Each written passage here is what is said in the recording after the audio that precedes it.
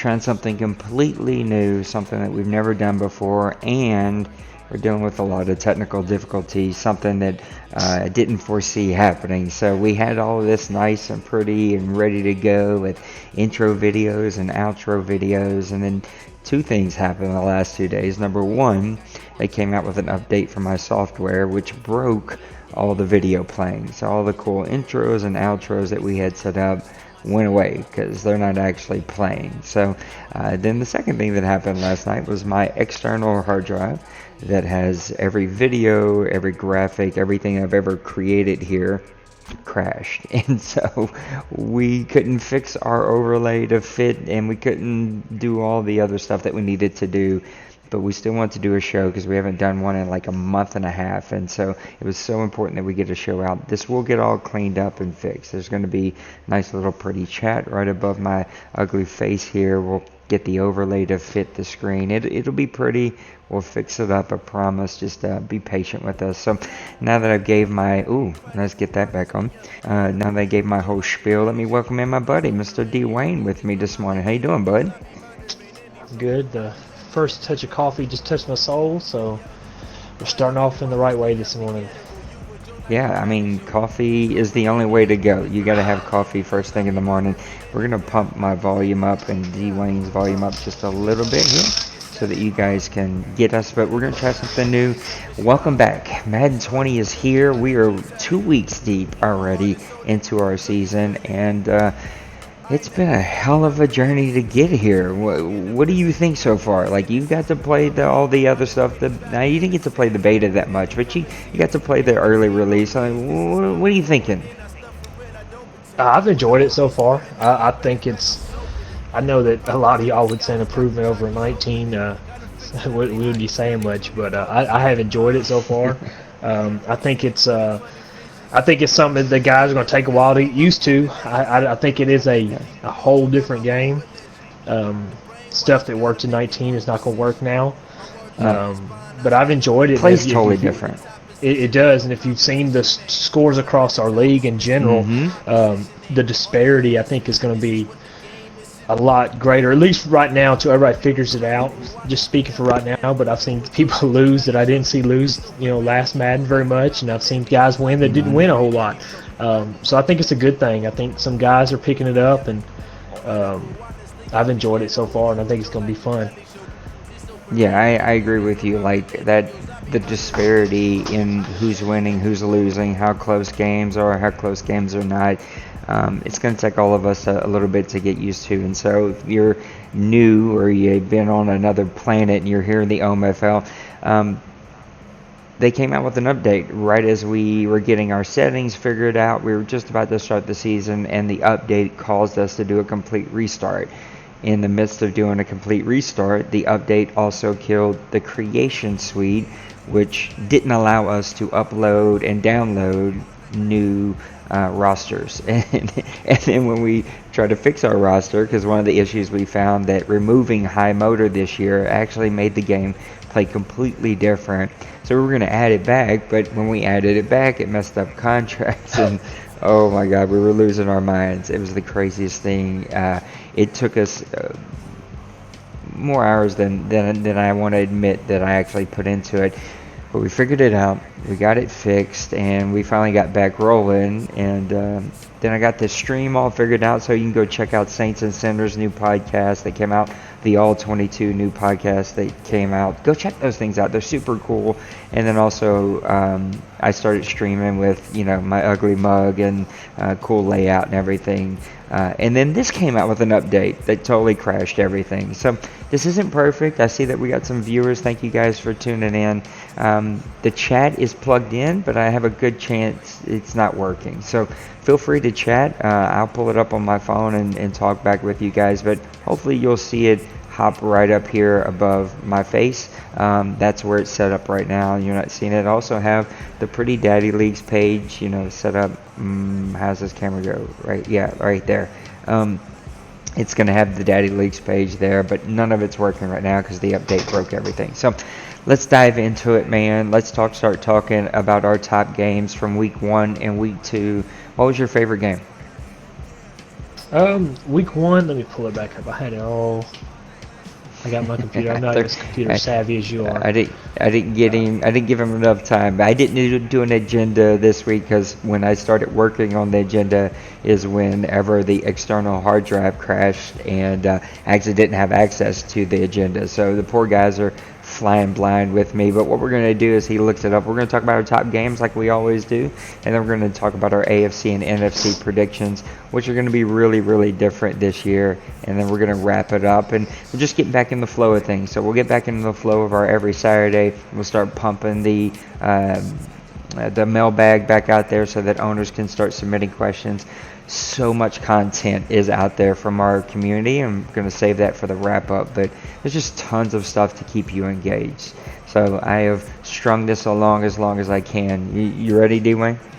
yeah, yeah. I am kind of taking the cheating route here on this game. I watched this game.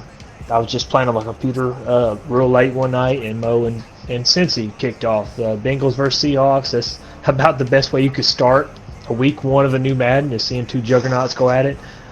This game bounced back and forth. I think Mo was actually up 14-3 at one point. I want to say 14-3 or 13-3.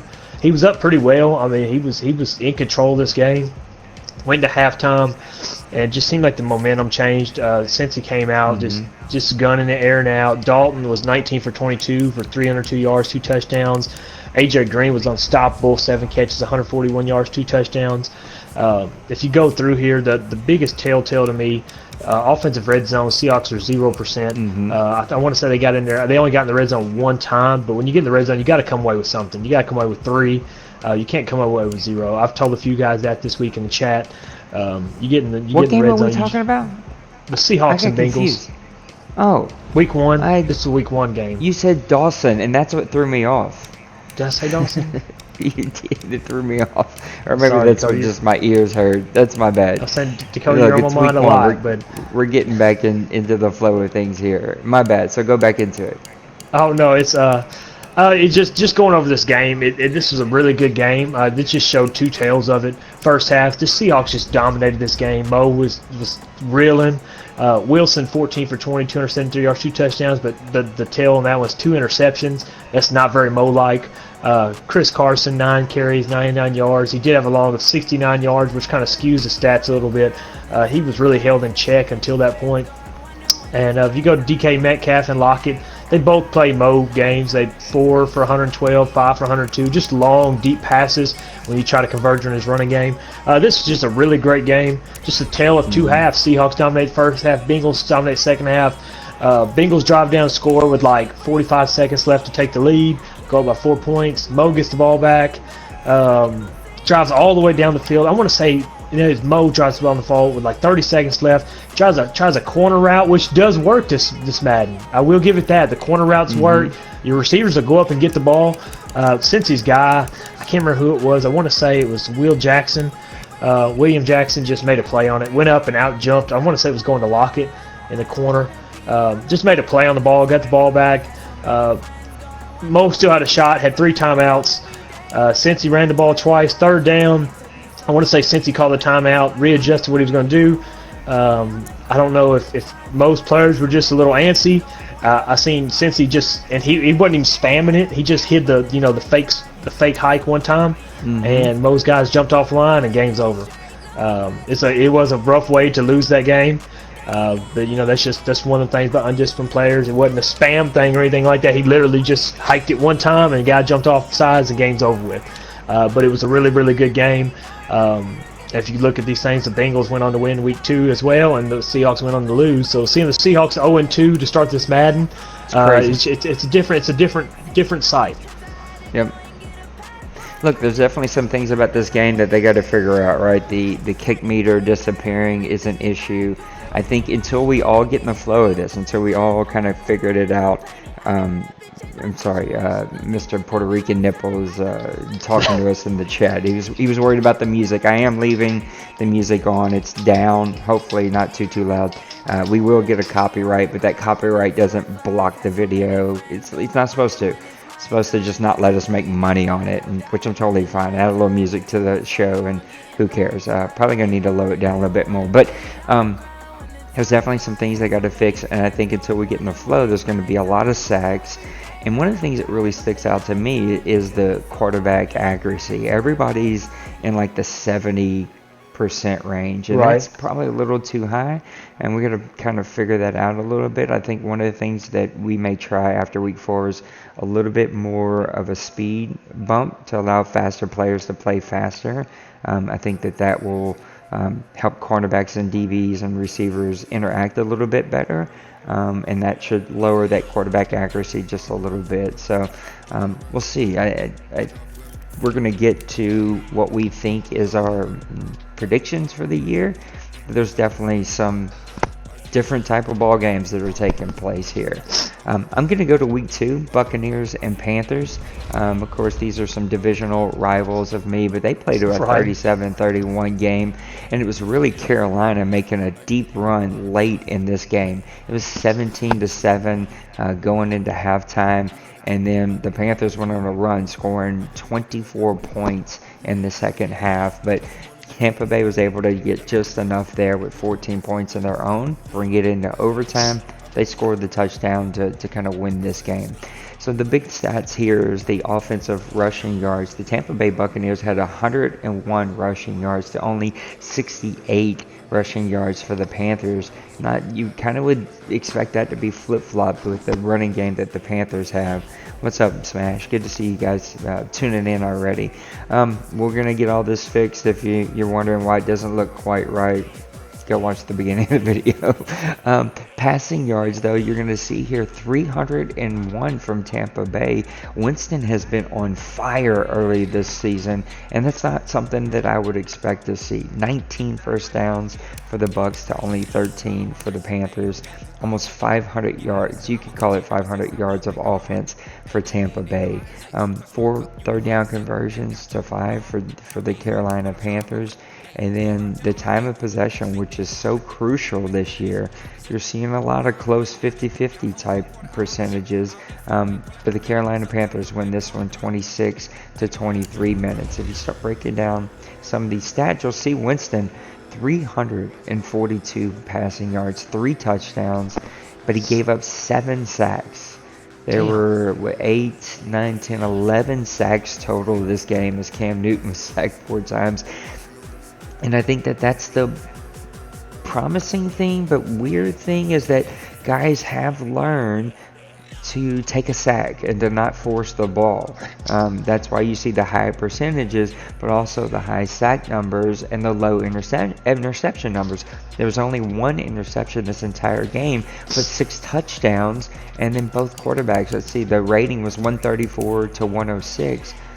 These numbers were a little bit lower, but 58 for Winston, 56 for Cam Newton. But you see the 11 sacks to 6 touchdowns. That's not something you've seen last Madden. You did see those numbers kind of the other way, where there'd be the high interception numbers, maybe the low sack numbers. But here, guys are like taking those coverage sacks. When you look at the rushing numbers, Peyton Barber, who I think is not going to be the long-term solution for them. I do think that Jones is going to be their top player. He had 13 for 53, but you can see Jones 8 for 30 and 2 touchdowns. He's the guy that was really punching it in for them. Dalvin Cook coming over from the Minnesota Vikings, 13 for 35. That's not the first game that they expected him to have, getting him from Minnesota. Mike Evans, 6 receptions for 143 yards. And then their tight end, O.J. Howard, 6 receptions for 110 yards. Now, we did allow tight ends and running backs and fullbacks to get more into the game plan, but you have to remember they can only account for 50% of the total catches. And so I'm not going to sit here and do the math, but just remember you got to start mixing in those other guys. I think I'd be much more nervous if Mike Evans, didn't have his 6 receptions here, but he did. And then you're going to see a ton of sacks here. You got Marpet, Smith, Bowling, and then Morton and Jensen each gave up 2. You're going to see a lot of pressure coming from those defensive tackles. You're really going to have to protect your team and make sure that you're protecting your quarterback by pinching, double teaming, doing all those things. Pedro Gillen, the import coming over from Madden 19, had 10 tackles as a cornerback in this game. No interceptions, but Levante David did an interception there. But man, Pedro, I think he was actually talked about on the hot seat with Mr. Puerto Rican Nipple. If you have not watched that, it is one of the most entertaining things that you can watch. Please go watch it and support it. It is pretty amazing. And then the kick return yards here. Mickens, 133 kick return yards, a long of 88. You're going to see some guys break some kick returns this year because there's some really, really good punt returners and kick returners in this league. So that kind of brings us to our predictions. And that's a look at our week 1 and 2 games here as we're kind of in the flow. We should advance to week 3 here in the next 24 hours. I think that should happen. But we're in the flow, and I think everybody's starting to get back in the flow of things. Overall, feedback has been pretty positive. It hasn't been what we've seen in the past. I think we've only had 2 games. Of course, I haven't looked in the last 24 hours, but up to yesterday, there were only 2 games that actually had a 4, no 3s yet at all, and most of them have been 5s. And so really promising with the FPR, but I also think that we're all trying to get a feel for it. We all know how this plays out. Come October, November, December, you're going to start seeing guys get annoyed with certain stuff and lean on certain things. And come February, we're all going to have this game figured out, and we're all going to pretty much play exactly the same. So it is what it is, and hopefully you guys will continue to mix it up, not lean on something. Just remember the golden rule, and that is to not do anything over and over and over. Let's get to some predictions, man. Let's start with the AFC North. You got the Ravens, Bengals, Browns, and Steelers. One of the most intriguing divisions, I should say, that we are going to find. Ravens 2-0, Bengals 2-0, Browns 0-1, Steelers at 1-1. How do you see the AFC North breaking out? Well, I do think it's hard to go against Cincy is number 1 spot. He's kind of already came on the blocks, had 2 really solid wins against Mo and Dawson. I think you just have to kind of go with him as your number 1 pick, just right off the box. I do think the other 3 it's really up in the air. I think it's Cincy 1, and then the other 3 are right there neck and neck at 2. I think he can go anywhere, and I do think all 3 of those teams are capable of taking that 1 spot. But right now, Cincy is just playing like a man on a mission, playing like the Cincy we know. But those next 3, the Ravens are real solid, especially he's trying a whole bunch of things out with Lamar and, that running game. And you got the Steelers and Penguin over there. He picked up Marlon Mack from me. He's been playing really well. I haven't actually played Penguin, I don't think, since he moved over. Then you got Chaotix and the Browns, who just had a tough game. If you look at it, points for, he lost his first game by 3. I thought he played last night, but I guess I could be wrong. He should have won the week 1 game. He played just a really, really good game. Kind of played out his box. Actually, I think his game last night got DC'd, if I'm not mistaken, with him and Clyde. But he's kind of played out of his box. If you look at any of the Browns stats, he threw for. Yeah, you're right. They had a DC. He threw for 384 yards last night, or the first game. That's not very chaotic-like. Only 25 yards rushing. At all. And he gave up 400 yards on defense. So it's not real chaotic-like. I know he's trying to figure things out. The Browns are pretty stacked, if I'm not mistaken. Overall, they got a bunch of star players. I would like to see him tone down and run the ball more. And, I say that, and I didn't watch a whole lot of the first game. He could have been running into a wall all game. But I do think that division in general is interesting because, like I said, the Bengals to me are your favorite. Just coming out the box, your favorite. They come out 2-0, played 2 really good games. The next 3, though, man, it's really interesting because all 3 of those are different styles, different types of playing. Chaotix will get his defense in check before it's all said and done. He'll have the highest rated team out of all our teams. But the Ravens and Steelers bring a whole new element to that division. I think it's going to be a lot more wide open. But I do think this first season that you got to give it to the Bengals right now is your favorite to win it, and those other 3 teams are fighting. And I wouldn't put it past having a wild card team come out of this division. Yeah, I think the shocking thing for me, the Ravens have scored 75 points and only allowed 33. So they've allowed only 2 more points than the lowest team in their league, the Browns at 31. They've scored 75 points. It's 25 more points than the Bengals at 50 and the Steelers at 52. Like, they're just blowing people out of the water, and I didn't expect that from that team. I didn't expect that from Jackson, their quarterback, to be able to put up the numbers he's putting up. And they're known for their defense and their running game, but not for some offensive explosion that you see with 75 points already through 2 games in the season.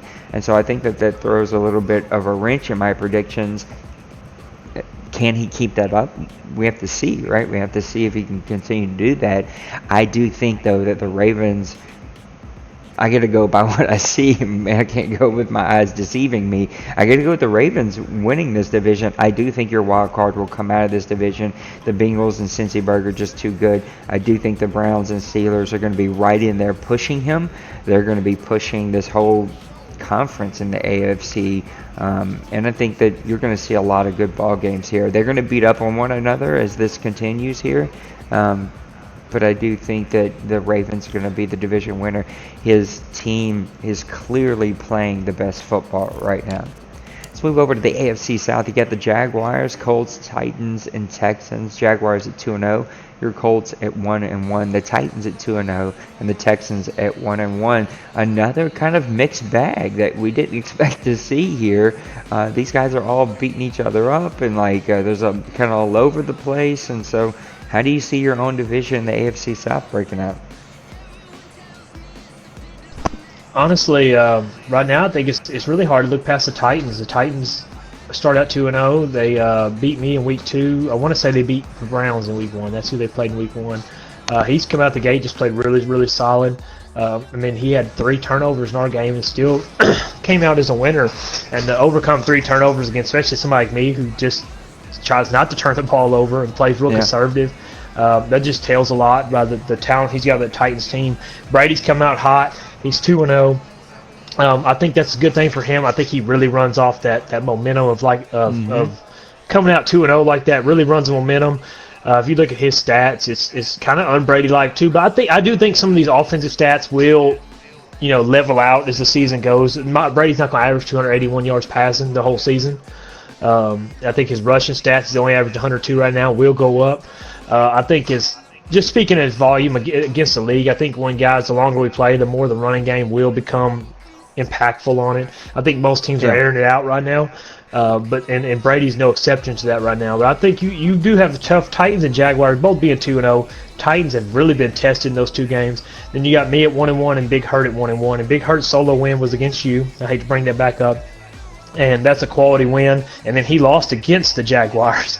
So it's really tough to dictate this division at this point, but I have to give the advantage right now, in my opinion, to the Titans. I think the Titans have come out and they've won 2 really big games against 2 AFC contenders, have shown that they can overcome adversity and play real solid. He's real unorthodox playing. I know last night, the last drive, most guys just go really, really conservative. Especially 40 seconds left, 2 timeouts. Most guys play really conservative. I know I play real conservative, up by 3 points, and man, he brought the house. Got a sack. Next one, he got a coverage sack, and he just stuff like that. That's how you win games, by being different and throwing a wrench and kind of what somebody like me expects you to do.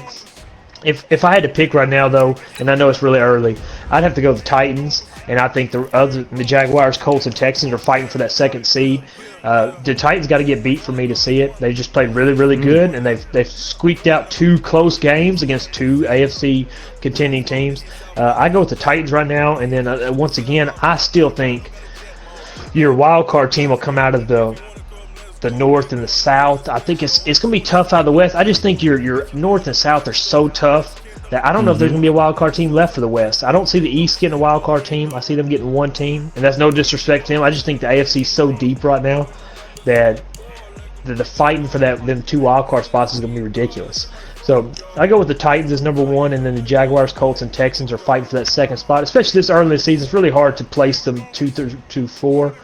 But the Titans right now are just head above everybody right now.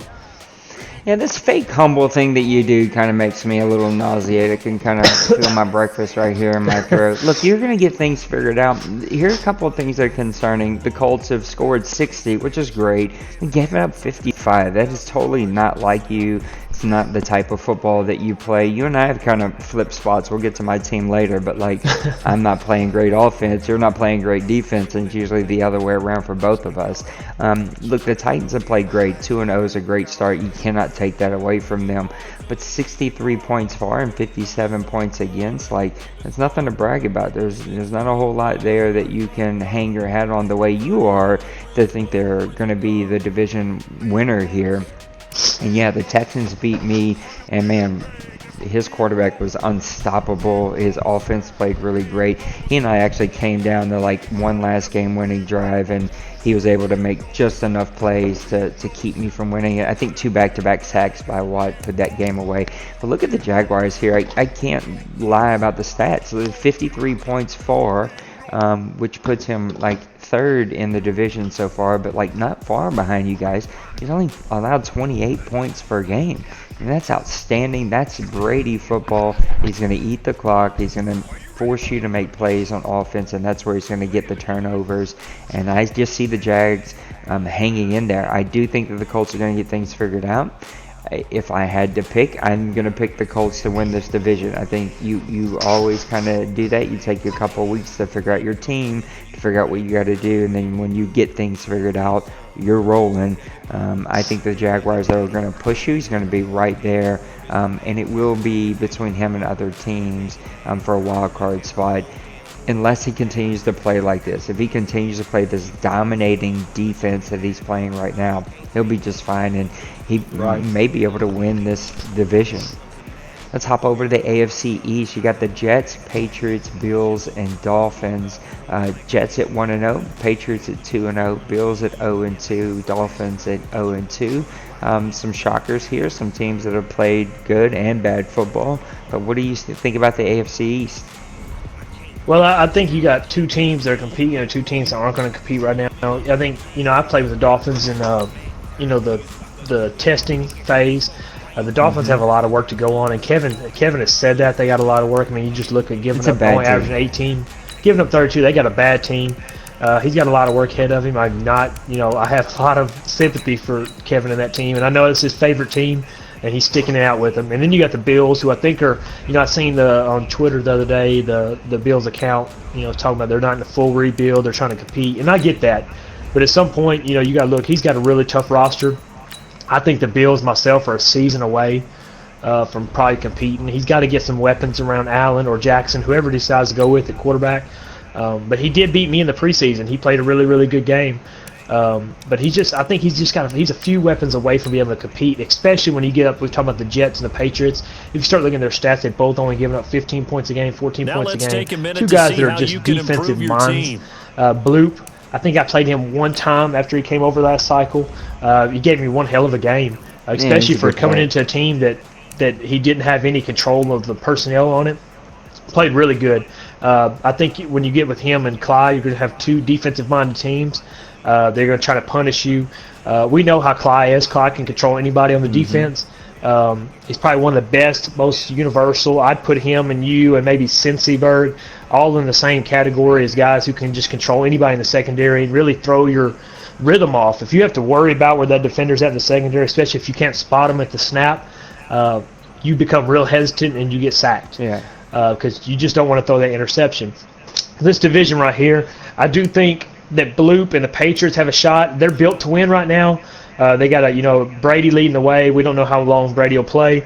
And then you got the Jets. The Jets have a very unique team and a young quarterback, a star running back, a few wide receiver pieces, probably one of the best safeties in the game. I couldn't go by this without talking about a safety.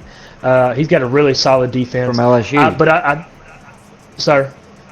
I said from LSU. Yeah, Adams is from LSU. That's right. Adams. I've tried to trade for him for like 3 Maddens now. And he never traded him to me. Please, God, don't do that, Clyde. But this division is completely different. We're talking about these other divisions. This is going to be a defensive-minded division. I do think it's Clyde's division to lose. I think Bloop was going to be right there with him. It'll come down to Bloop and Clyde, like I said, just at the beginning of this division. These other two teams, the Bills and Dolphins, with all due respect, are just a season or so away from building and competing. I think it's going to come down to the Patriots and Jets, and I think it's Clyde's division to lose. I think Clyde, the Jets, to me, are built. I know the Patriots got Brady. I know they got pieces, but they did lose Gronk. They're older. And if you really just look at the Patriots, they're really built around Tom Brady. And I think the Jets are just a more well-evolved team. And with Clyde on that defensive side of the ball, who, like I said, can create so many turnovers himself, I think it's the Jets, and I think it's Bloop and the Patriots pushing the Jets all season. The Bloop sounds like something you take in the morning. Yes, I do think if the Jets do slip up, the Patriots could slip up and take that spot. But it's the Jets to lose this division. I just think he's too good defensively. He's deceptively good on offense. I think the Patriots and Jets will fight it out all season. It might come down to week 16 or 17, but I do think this is going to be the Jets division. Yeah, I gotta disagree here. Look, Bloop is a great offensive player here and defensive player. I just think that the Patriots have the better team. I think all around, right? Overall, they're going to have just a better team. I do think that this Jets team fits Clive very, very well, and he's going to win his fair share of ball games. I think he will push for a wild card. I think he will. He's going to make the Patriots own this, but I do think the Patriots win this. I just think that they have too much firepower. They have too many playmakers. They've drafted too well. And Bloop is a really good player. Look, he took over a Tampa Bay team. There's been a ton of movement, so I get a little confused by who was where. But Bloop took over a Tampa Bay team and was really pushing really, really good players like D-Money and his Falcons. I agree with you. Clyde's off to a great start. But I think over the long haul of an entire season, we're going to see the Patriots step up. The shocking one to me is not the Dolphins, because like you said, he just has a really bad roster. He was handed like a really bad set of eggs that he had to cook breakfast with. It's going to take him a season or two to figure it out, but he's going to shock some teams. He's going to, if you go and play Kevin and think, I'm just going to blow this team out because I have the better roster, you're going to leave with an L, and he's going to beat you. The one that I think has shocked me has been Outlaw. Like, he's put up 31 points in 2 games. He's allowed 40, which is a little higher than what he's normally used to, but it's not 50, 60, 70. He's playing guys pretty close here. I mean, you're talking about 9 points in total of 2 games that he's lost by. That's impressive. I know he's got some things to figure out the quarterback. I don't agree with what he's doing with his quarterback situation. He's like trying to build 2 quarterbacks so he can trade and like get a whole big haul. I think what you have is what you have, and you either got to invest in one guy and build him up and have a great quarterback, or you're going to build up 2, and if you've got 2, you don't have any. So I don't agree with what he's doing there with the quarterback situation, but you got to tip your hat to him that he's playing guys close, and he's playing much better this Madden than he has in the past couple Madden. So Bills-Dolphins, I think are going to steal some wins, especially as we get late in the season. Playoff team walks into Buffalo or Miami thinking I got an easy L or win here, and you're going to be caught with your pants down, and they're going to steal a win from you because both of these teams are playing much better than the 0-2 record is showing. Let's move over to our last one, the AFC West, the Broncos, Raiders, Chargers, and Chiefs, which the Chiefs are Massimo now. I should have probably been doing this through all the divisions. Chargers are our buddy Colin. Raiders and Broncos are the same 2 guys that have been here forever, it feels like, in Glaze and Bowles. But the Broncos 1-0, the Raiders 0-2. That's a little bit of a shocker there. The Chargers at 1-1 and the Chiefs at 1-1. How do you see the AFC West playing out? Well, if you look at, you just talking about the Raiders being 0-2, they lost their first game to the Broncos 20-16, and they lost to the Chiefs 37-34. Man, that's a heartbreaking way to start the season. 2 division games. 7 points in both division games. That's tough. That just sucks. That's a hole that you just. I mean, he didn't dig it. I mean, that's just the way the cookie crumbles. Sometimes you just don't win those games. I've always said you got to win the games you're supposed to win, and you hope to win half the games that are 50-50 games. And those games right there, that's two good, tough games to lose. I think this division is it's really interesting because, like you said, Jay Bowles and Glaze have been in this division forever. I mean, I couldn't see these two guys on any other team. Then you got Massimo moving in with these just super Chiefs who are just really just great out the box. And then Colin with the Chargers. Chargers are a very underrated team. I know I mean, they just kind of fly on the radar, but they're a really good overall team. And with somebody like Colin controlling them, they could go a long way. He should have beat me week 1. Like I said, if you look at his points, he's points for 28, points against 22. I think our game was a 7-point game. He led pretty much the whole game and just had 2 bad interceptions. It wasn't even like bad passes. It just seemed like the same plays he'd been making all game. My cornerbacks decided to make a play on it. Just second half, they just woke up. It was just a tough game. He could just very easily be 2-0. I do think this division is probably the most wide open, and I know that's a stretch saying with the AFC South especially. It's probably the most wide open because I think you have 4 teams here who have proven to all be playoff caliber teams.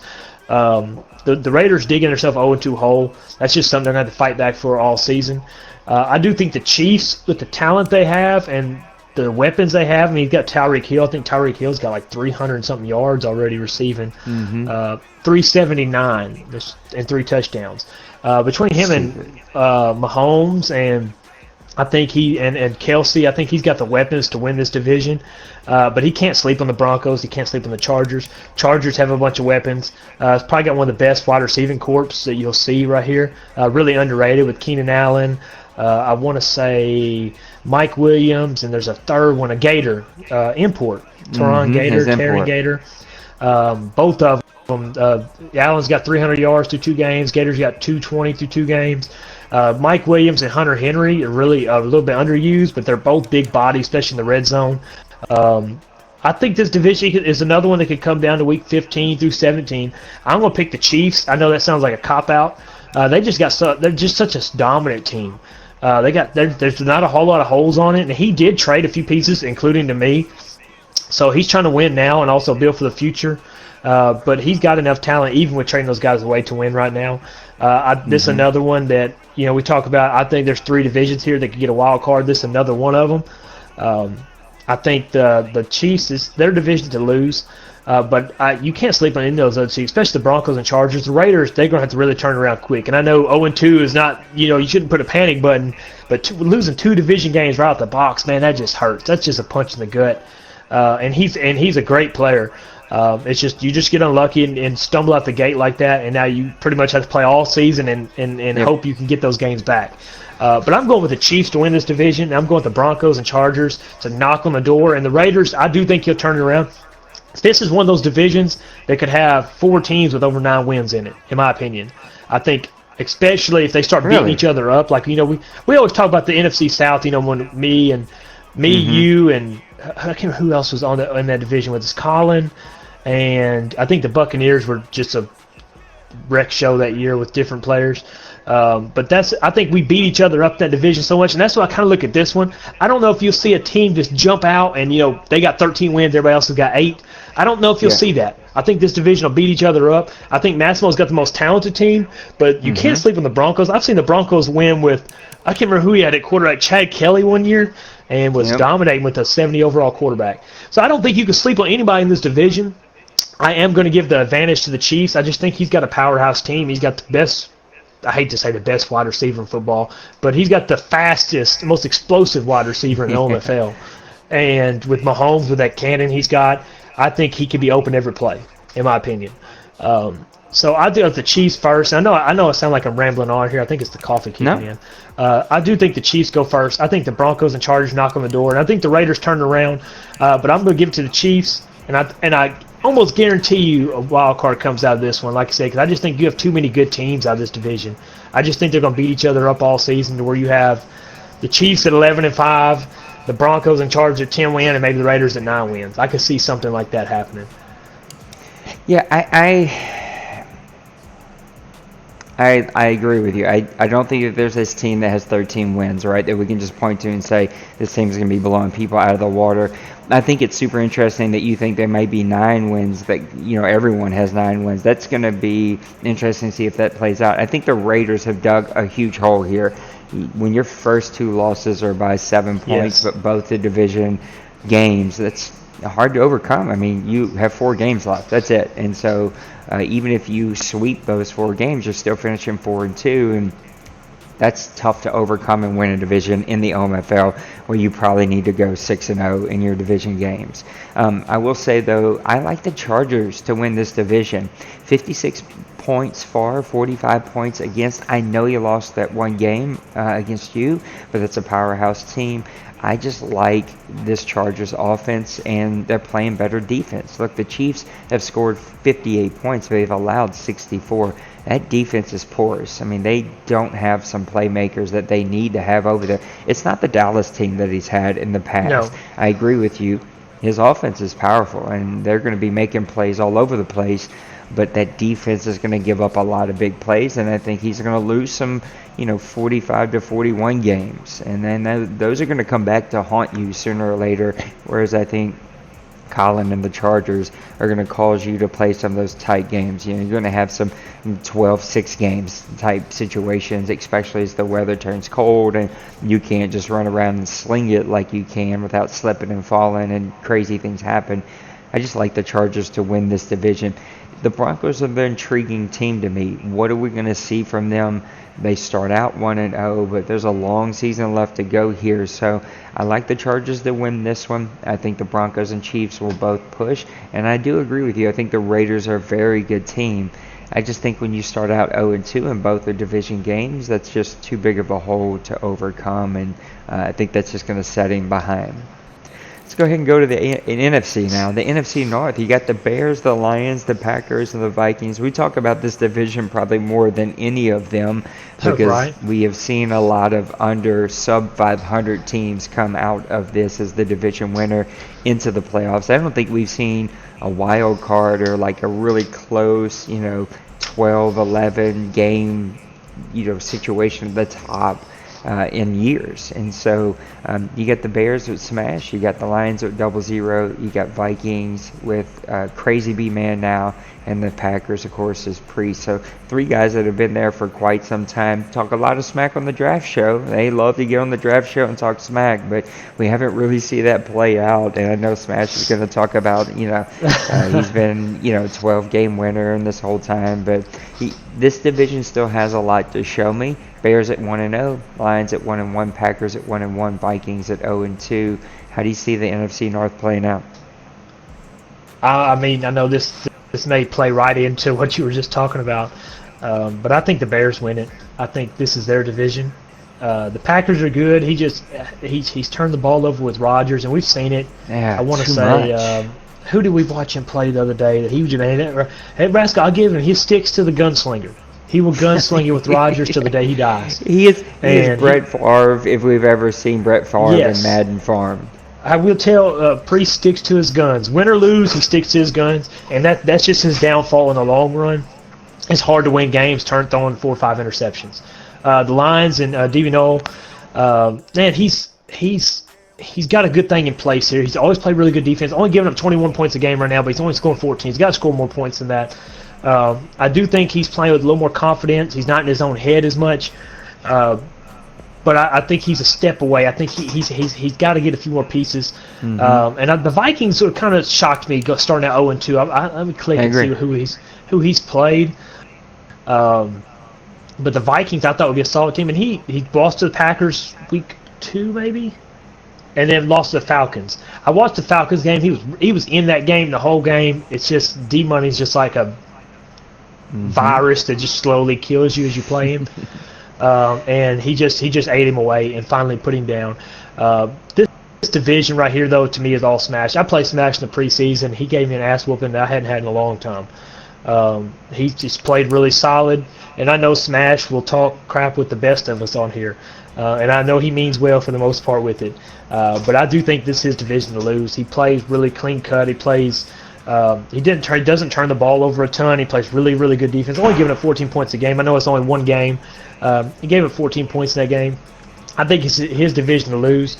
The Vikings, like I said, they've dug a hole. Starting at 0-2, you got to start righting the ship. I know it's like I said, it's only 2 games in, but starting out 0-2, if there's any division in the world that you can be 0-2 and have a real good chance to come back, it's the NFC North. But I do think that 0-2 puts you in a hole really early. The Lions, I just think I got to see more offensively from him to compete in this division. But he just needs to stick where he's at right now and just stay out of his own head and keep playing the game. Packers, I would put the Packers right there with the Bears #1. He's just got to cut down the turnovers.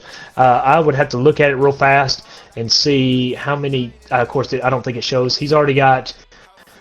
I guess he's got 2 interceptions. I know we watched a game where he turned the ball over. Maybe they had a DC the other day. They did have a DC in that game. But he's thrown 2 interceptions so far. But that game we watched, he had 4 interceptions in a really short time for the DC.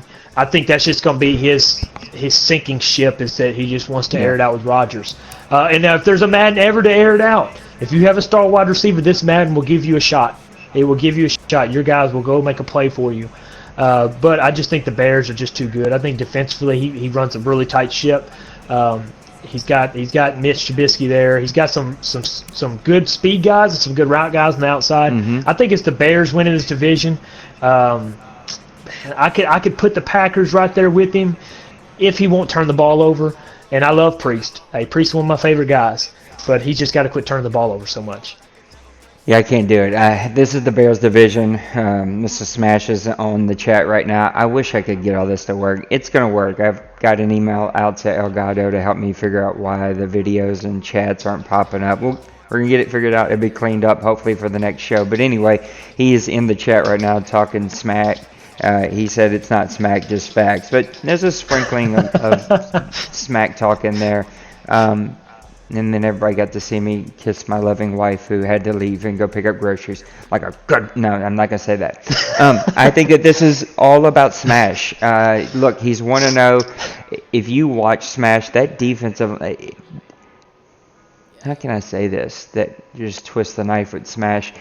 I think it's more to do with the Bears than it is with Smash. Smash is a great player. Look, he's dominated this division. You cannot take that from him. He's won this division almost every single year outside of like sometimes where he had to pull away a little bit.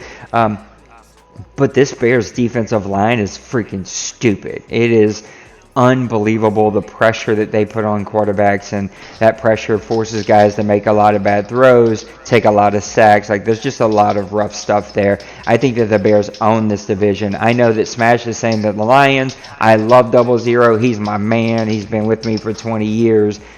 But you can't score 28 points and allow 43 and expect to win a bunch of ball games. Like, you're allowing almost double the points that you were scoring. I know that you're at 1-0, but that just can't be a long-term solution. And then the Packers just turn the ball over too much. Like, he is freaking gunslinging, and he is out there throwing it all over the field, and he's going to throw a lot of interceptions this year because that's Priest's style, and sometimes that style clicks and he wins a bunch of games, but most of the time we're going to see a sub 500 or 500 team. I am with you as well with the Vikings. This is not what I expected to see. Crazy B-Man is such a better player than what his record shows, and I played him, I think, in the preseason, and he plays much better. I don't know if it is the schedule. I know that you said he played D-Money. I don't know if it's bad luck, if it's unfocused. I don't know what it is, but I'm telling you, the Vikings are a better team than this. And he's gathered some picks and gathered some good pieces here. I'm a little scratching my head about the Dalvin Cook trade. I don't know why you don't keep that guy, but evidently he feels like he has a plan. And I think it's going to take the Vikings this season, but I still have faith in the Vikings. But give me the Bears in the NFC North. I think that they continue to own this division. Let's move over to the NFC South. You got the Falcons, Panthers, Bucks, and my Saints. Falcons and D-Money. Panthers are Savante. And Buccaneers are... Help me out. Who's the Bucks? Cooley. Cooley. Yeah, that's right. Cooley comes over the 49ers, and then me and my Saints. Things have went completely haywire for my Saints. I can't get in a flow. I the last two games I feel like I haven't touched Madden 20 ever in my entire life, and the fact is I've been playing for months now. But I don't know if it's like the stress of the roster and the CFM and the stream stuff that I've been trying to figure out. I just haven't. I don't know what my thing is, but I am totally not playing good football. Falcons are doing what the Falcons do. They are Right. playing really great football, but it is a shocker to see them at 1-1 and giving up 56 points. The Panthers at 1-1, and then the Bucks at 1-1. Cooley's a very good football team, but you're going to see all of these teams outside of my Saints are scoring about what they give up. And so it's an intriguing division here. How do you see the NFC South playing out? I think that's kind of like you said. I think you're looking at yourself now. You don't be too hard on yourself talking about your Saints. You've had two lost by Rams and a touchdown to the Texans. Two teams that are probably going to be competing for playoff spots this year. But like we said about other teams, man, you're just digging 0-2. It's just tough. Yeah. It seems like you have to fight back. You can't ever relax for a week. You're just having to play every game for the rest of the season. It's kind of like a playoff game for a year to try to get yourself back in position. The Falcons, who they play week one, they won against the Vikings, and then the Eagles just dropped a hammer on them and beat them 42-23 this week. Which was a shocker. Little Koch, he came out, he tied week one, which was just a novelty to tie the very first game of the year, and then just drops the hammer on the Falcons, which is, I think, kind of shocked all of us. It's not taking away anything from Little Koch, but it's just, you don't see the hammer get dropped on the Falcons very often. Then you go to the Panthers and Savante. I think I haven't played him much, but even watching him in the NFC East last year, his defense was always there. He could hold people down. He just couldn't score. And so far this season, he's scored 31 points in a game. He scored 16 points in a game. And a game beating Bill, it's like I said, we just talked about, Bill beat you in week 2. Bill's a playoff caliber team with those Rams. Rams are one of the probably top 5 teams out of the box overall wise. And to beat a team like that is solid. He's a proven playoff competitor here to win that game. He lost to Cooley by 6. He could just as easily be, 2-0.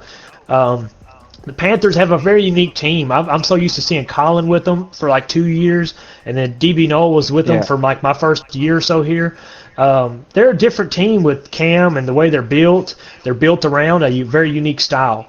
So it takes somebody unique to run that team. And you go to the Buccaneers and Cooley, and like I said, I haven't played Cooley here as much. I played him in the 2. We used to be rivals in the 2. The short time we were both there.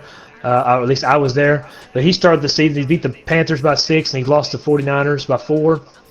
Another team just as easily, and I know I can say that probably about a lot of teams just easily be 2-0, but that's a big difference. Starting out 2-0 and 1-1 and losing games by 4. That comes back at the end of the season when you're 9-7, you miss the playoffs, and you look back and you've had 3 games you lost by 3 points, and it just eats at you. This division right here, though, is still the Falcons to lose. This is another division. I think you could have a wild card team out of this division. I don't see your Saints continuing going down 0-2. I don't think they'll keep that path. I think you do have 4 teams here that can play and play real well.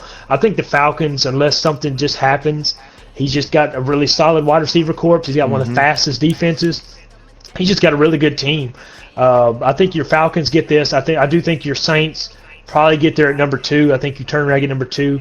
The Bucks and Panthers. The Bucks are in a rebuilding phase. It's kind of odd with them. They're not a complete rebuilding team. I'd say like the Bills and the Dolphins per se. But they do have something figured out. They don't really have a long-term quarterback. I mean, they have Winston, but I don't think they're completely sold on Winston. Yeah, he's playing really good. I just don't think the Bucks in general are sold on him.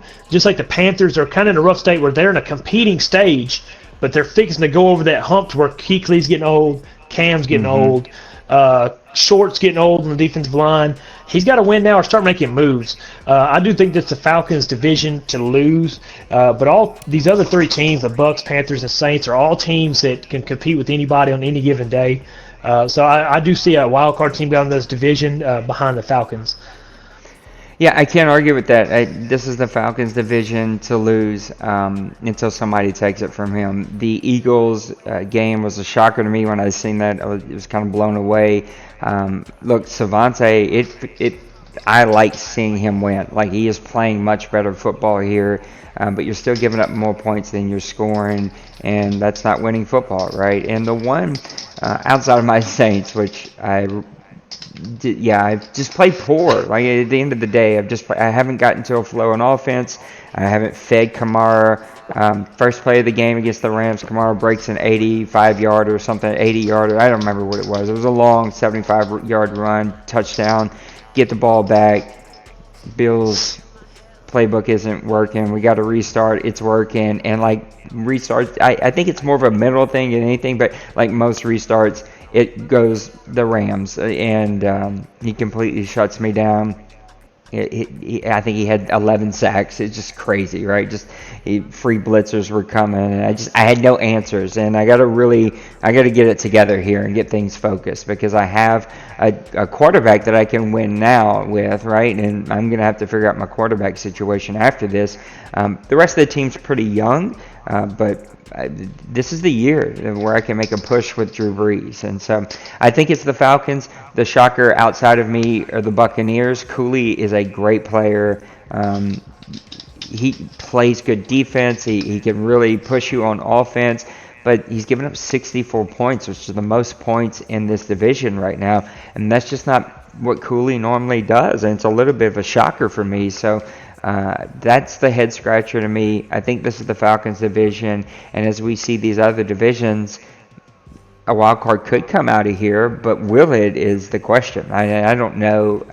I can't say that that's definitely going to happen looking here through the first 2 weeks.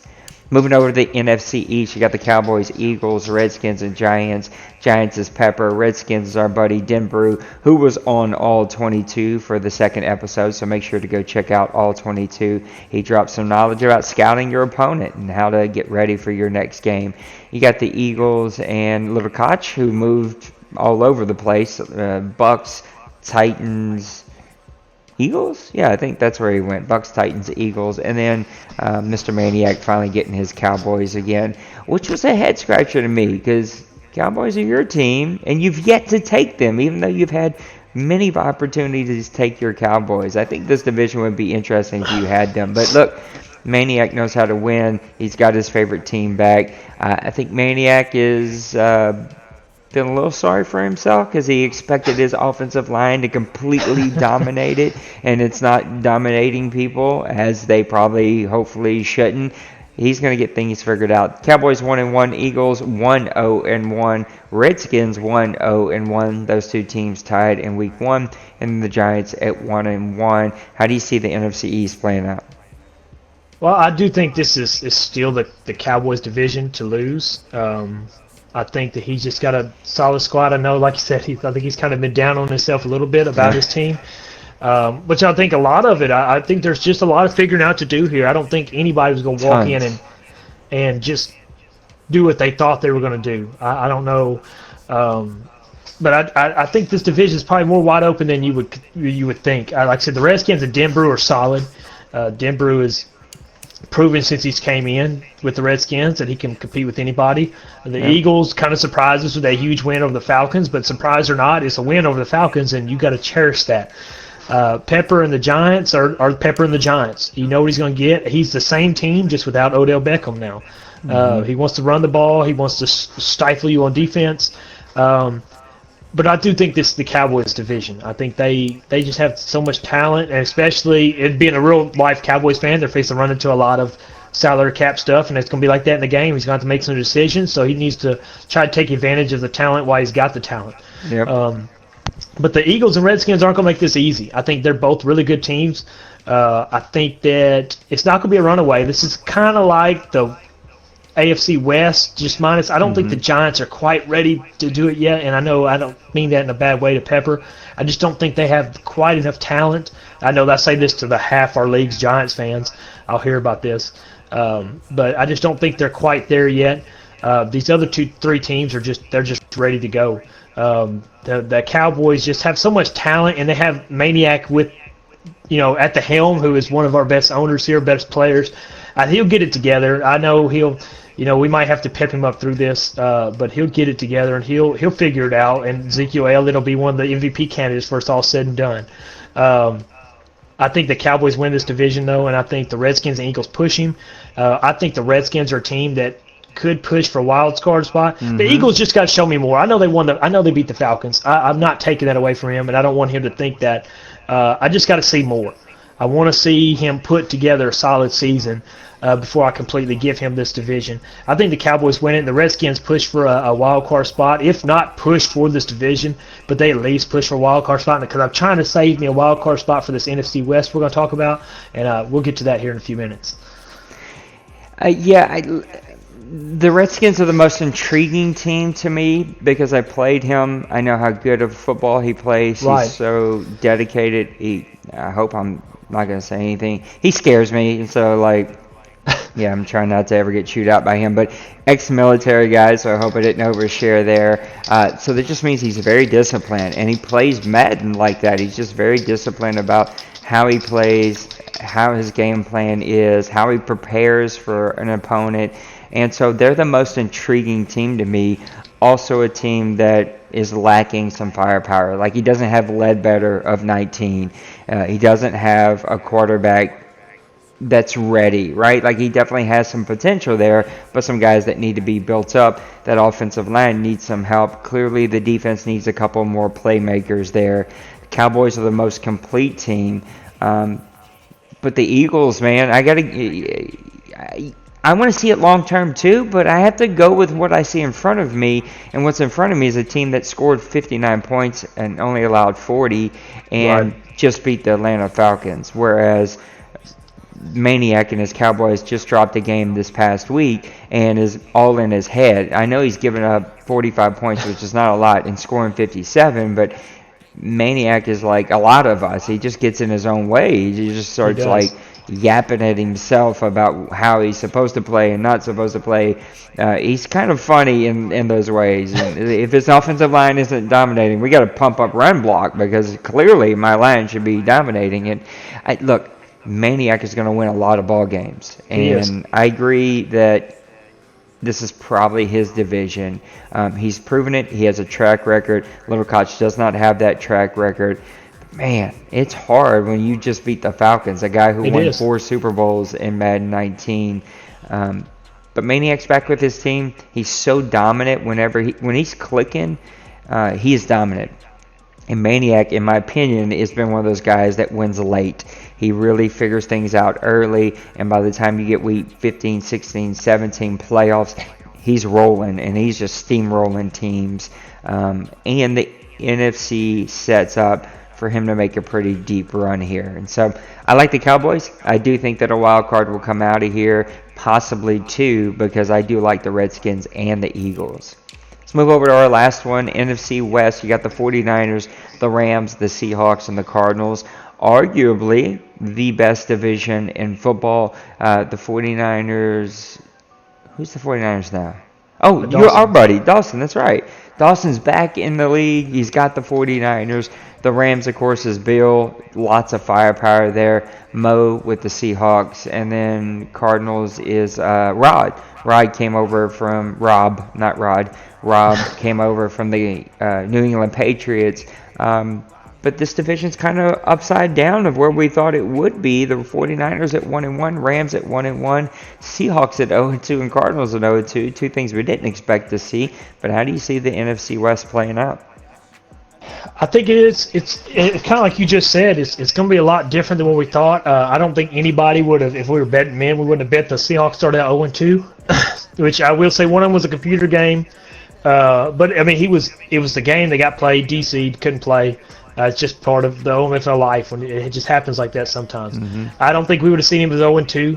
I watched Rob in week 1, and Rob really struggled. I was really shocked. I've seen Kyler Murray. He's got a few pieces there. I expected Rob, and I just know for Rob from the Patriots last cycle, I just expect him, and DBL beat him 14-10, and that's a very DBL game, very unlike Rob game.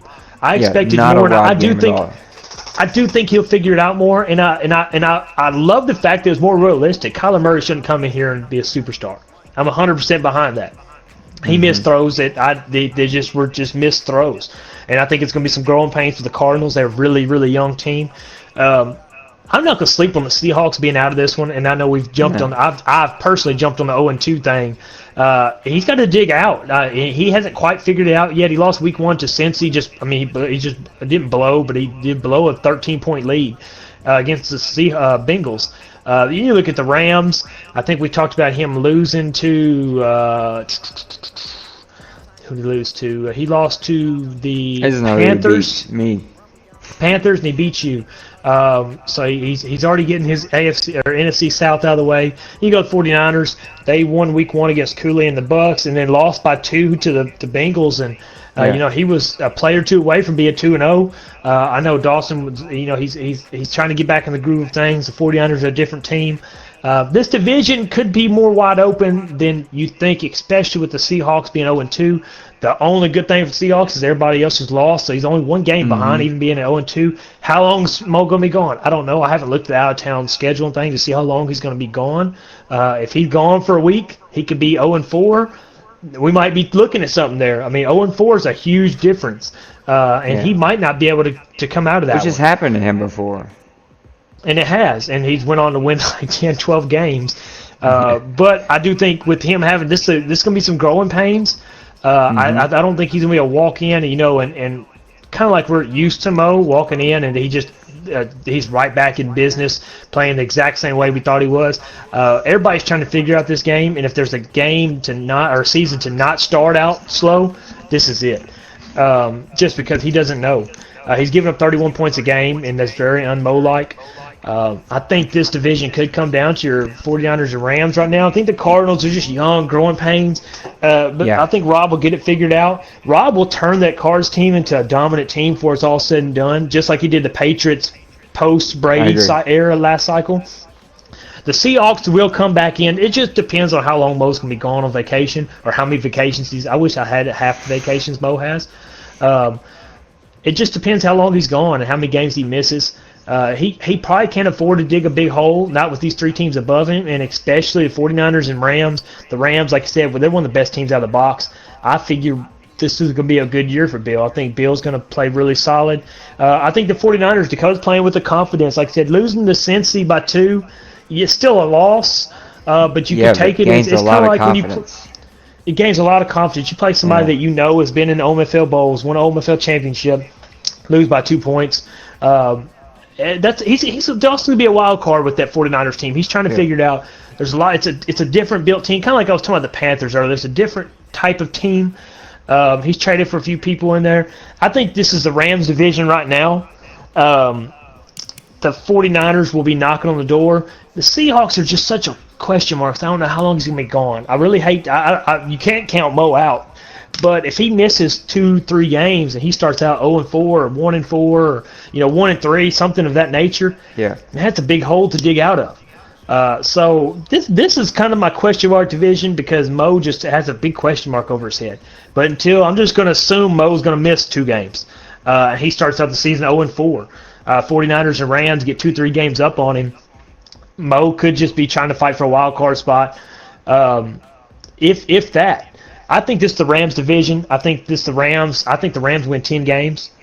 At least 10 games. I think 10 games. I think if Bill plays Bill's ball and doesn't get in his own head, Bill's a dangerous player. Always has been a dangerous player. I think the 49ers will be knocking on that door. I think, like I said, it's just, I know I keep reiterating that it's a big question mark, but there's a big difference. If Mo misses half the season or 4 games, 5 games, it could be a whole different thing, especially with him, still trying to figure the game out. So this division has a big question mark on it to me. Right? Yes, it is. I think the Rams claim this division. I think it's their division, and I think that Mo, because he's going to miss a game or 2 at least, I think he could be knocking on the door for a wild card, just like I think the 49ers are. I think the Cardinals are a step away. Just depends how quick Rob gets used to that mobile, less accurate quarterback, and how he gets that young Cardinals team in play. So this division, kind of like you said, when this division is churning, probably the most dangerous, loaded division in the league. But right now, you got a limping Seahawks team without their leader. You got a really young Cardinals team, and you got the 49ers and Rams who are trying to establish themselves as the number 1 team in this division. I'm going to go Rams 1, 49ers knocking on the door for a wild card spot. Seahawks, question mark. Cards are a move or 2 away, and they're still too young right now.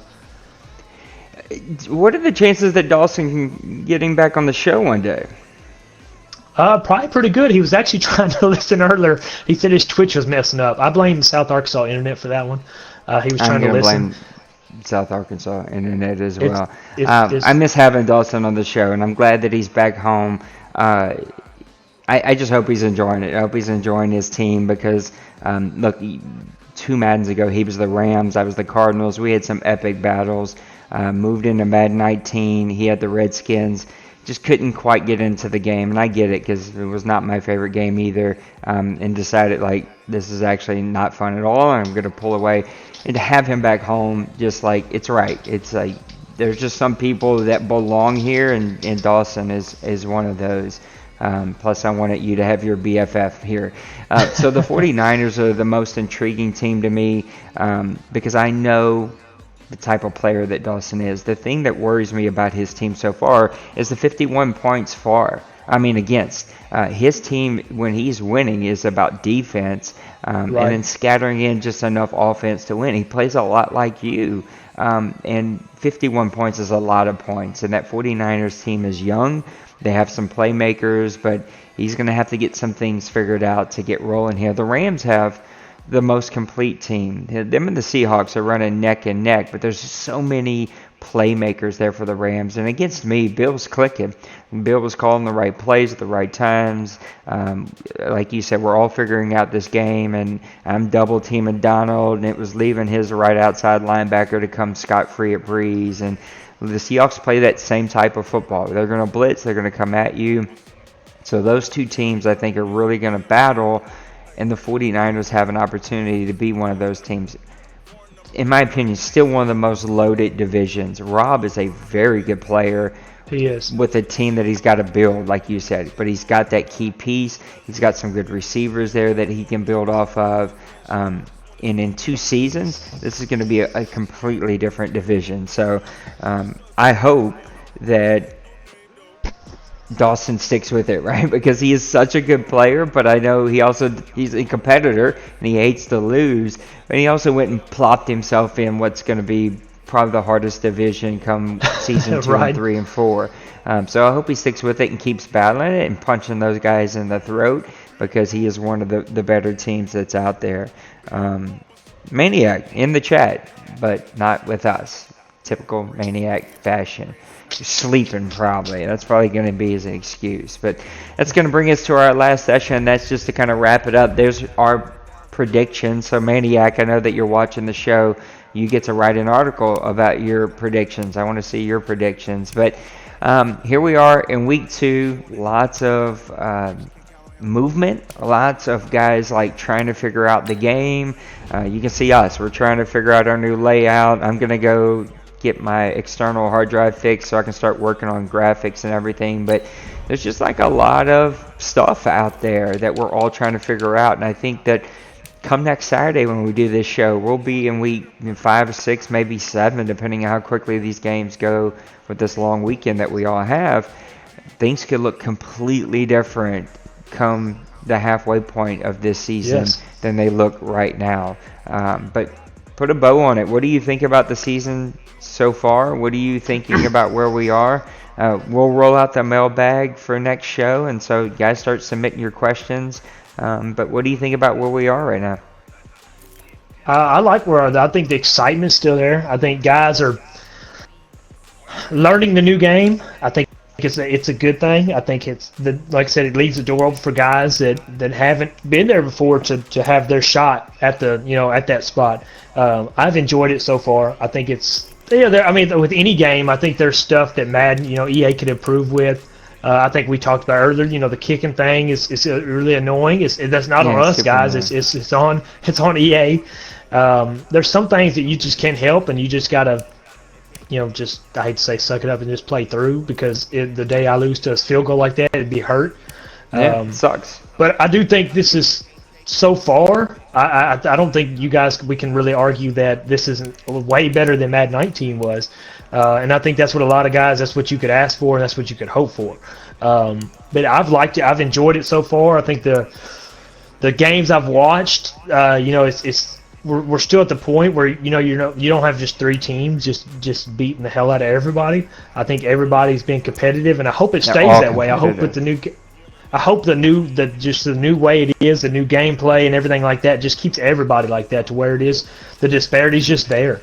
I think that would just be a really, really great thing for our league to have. Now I know that we're playing with settings. We moved to add an extra minute, but what do you think about the settings where we are on All Pro, the minutes, and even like what are your thoughts about like do you think All Madden may be the long-term solution, or do you think we'll get All Pro figured out? Like, what are your thoughts about the settings and where we are? Now that's tough because I think the verdict's always been, and I could be wrong, and correct me if I'm wrong. All Pro was ratings mattered. All Madden Yeah, was everybody was a superstar. yeah, I love the All Madden settings on the defense where the defense ruled. And I'm biased by that. You've said it earlier that I really would prefer to go defense and running the ball first. So scoring 30, 35 points is really out of my comfort zone. But with that being said, I think the All Pro plays better. I do like the fact that ratings matter. I think that's where the disparity comes in at. I think guys, just looking at certain teams, the guys might not necessarily be as great on the sticks as somebody like a Mo yeah. or you or Cincy or Big Hurt. Big Hurt's one of the greatest ones on the sticks we have here. But the All Pro does level it out a little bit to where if you have star players, they're going to play like star players. Um, I would love to figure it out to a T, and it's a process trying to figure out the perfect settings. And if you ever get to the point where you have perfect settings, because just when you think you have perfect settings, EA will throw the biggest curveball to you that Yeah. you've seen. Um, I like it so far. I would love to see the defensive side of the ball be tougher. But I do think that guys would rather see it like this than the other way, where it's 10 to 13 games all day. All day. I think guys would just rather score 30 points than 10 points. But I would love to find a happy medium. But like I said, it's a process. It's just a process like that. I do love the minute moving up a minute. I thought the first game I played, me and Colin, I think maybe we might have had 2 possessions Yeah. for me and 3 possessions for him in that first half. The extra minute just seems like, especially with the way completion percentage is real high right now, the game's going to fly by. Yep. And with the same way, when guys really start getting their running attacks working, the game's going to fly by. I think 10 minutes is perfect. I think that's what we played with last cycle, if I'm not mistaken. I think 10 minutes is a solid one. I'd like to say to the mailbox or guys, if you have any suggestions or thoughts on that yourself, I think we're all always open to listen and look at stuff. But I like it so far. I really like the idea of All Pro. I know some guys are really dead set on All Madden, and I was an All Madden fan. Yeah. But I do like the fact I want ratings to matter. I want guys to have to put teams together and dedicate time in the off season, time in to create a good team to where you can't just win because you're really good on the sticks. I am not one of the best on the sticks. I try to get a happy medium. There's guys here that will run circles around me on the sticks. So I do like to find a happy medium with that one. I like to find where your team matters.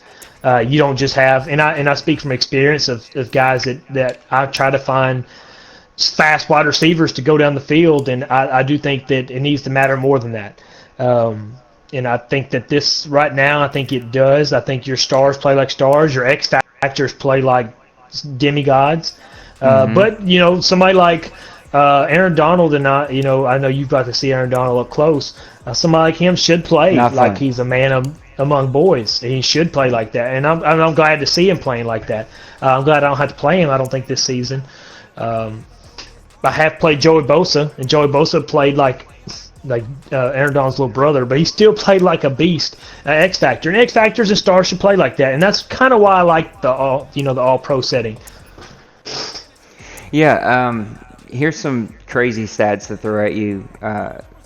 What team do you think is last in red zone offensive percentage? Say that one more time, Nate.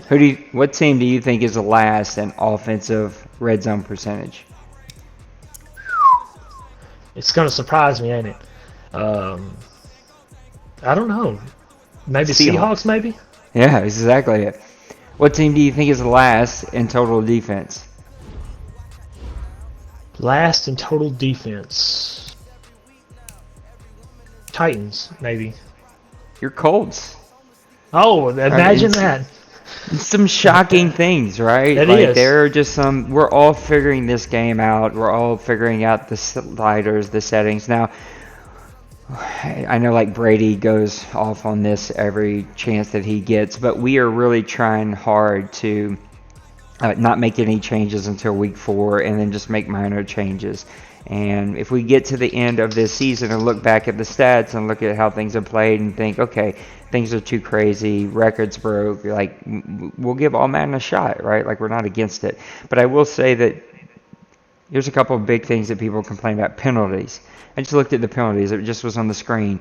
Um, the leading team with penalties, there's like 5 with 6 and 1 with 7 through 2 weeks.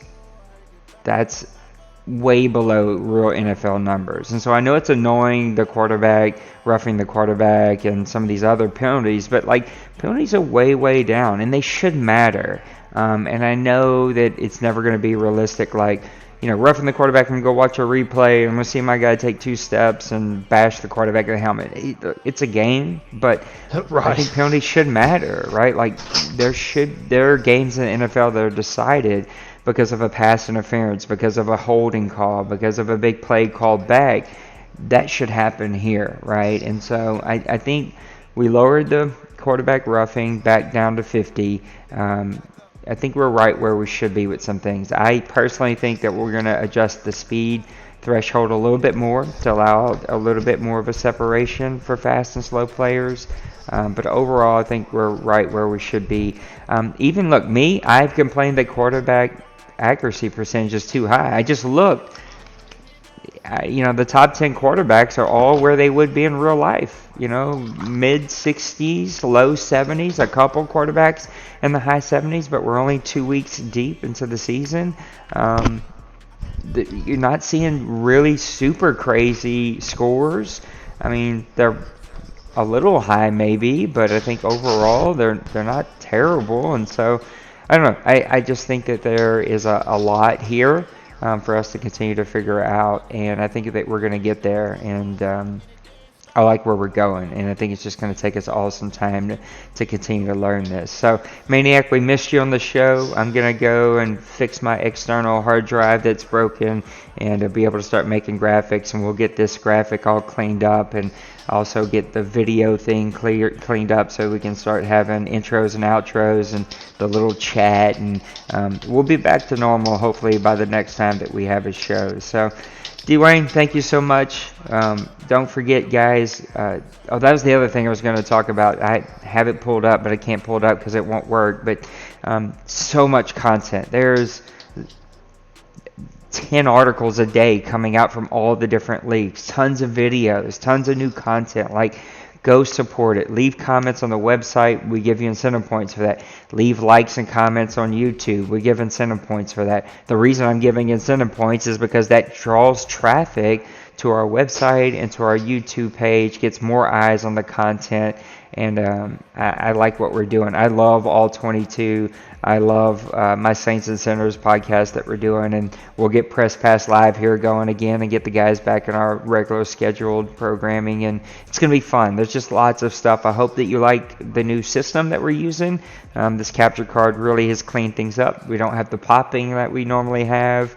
There's a little give and take there, but overall, the HD quality, the no popping, and once we get the video thing figured out, the new things it's going to allow us to be able to do.